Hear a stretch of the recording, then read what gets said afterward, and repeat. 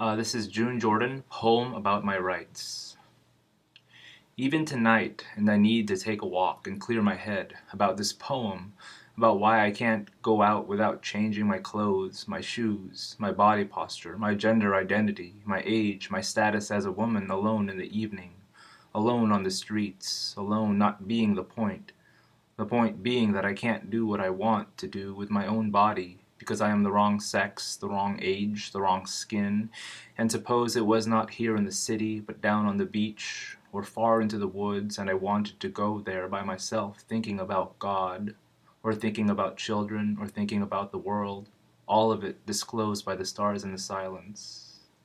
I could not go and I could not think and I could not stay there alone as I need to be alone because I can't do what I want to do with my own body, and who in the hell set things up like this? And in France they say if the guy penetrates but does not ejaculate, then he did not rape me, and if after stabbing him, if after screams, if after begging the bastard, and if even after smashing a hammer to his head, if even after that, if he and his buddies fuck me after that, then I consented, and there was no rape, because finally you understand. Finally they fucked me over, because I was wrong. I was wrong again to be me, being me where I was. Wrong to be who I am, which is exactly like South Africa, penetrating into Namibia, penetrating into Angola. And does that mean, how do you know if Pretoria ejaculates? What will the evidence look like, the proof of the monster jackboot ejaculation on black land? And if after Namibia, and if after Angola, and if after Zimbabwe, and if after all of my kinsmen and women resist, even to self-immolation of the villages, and if after that we lose nevertheless, what will the big voice say? Will they claim my consent? Do you follow me?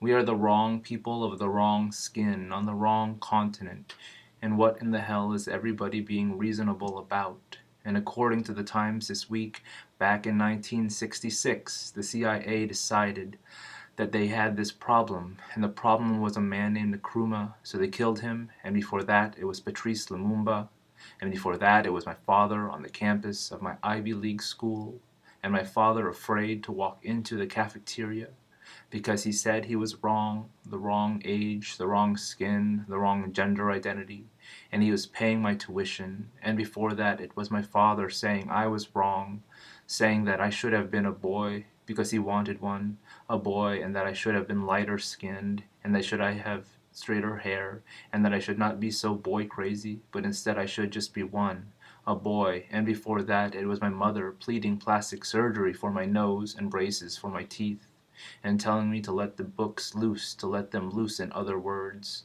I am very familiar with the problems of the CIA, and the problems of South Africa, and the problems of Exxon Corporation, and the problems of white America in general, and the problems of the teachers, and the preachers, and the FBI, and the social workers, and my particular mom and dad. I am very familiar with the problems, because the problems turn out to be me. I am the history of rape. I am the history of the rejection of who I am. I am the history of the terrorized incarceration of myself.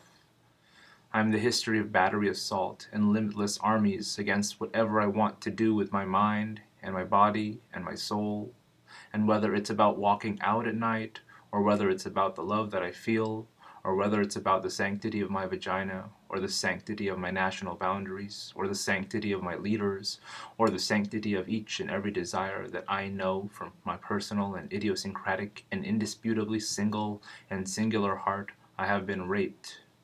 Because I have been wrong, the wrong sex, the wrong age, the wrong skin, the wrong nose, the wrong hair, the wrong need, the wrong dream, the wrong geographic, the wrong sartorial eye. I have been the meaning of rape. I have been the problem everyone seeks to eliminate by forced penetration with or without the evidence of slime. But let this be unmistakable. This poem is not consent. I do not consent to my mother, to my father, to the teachers, to the FBI, to South Africa, to Bedford-Stuy, to Park Avenue, to American Airlines, to the hard-on idlers on the corners, to the sneaky creeps in cars. I am not wrong. Wrong is not my name. My name is my own, my own, my own.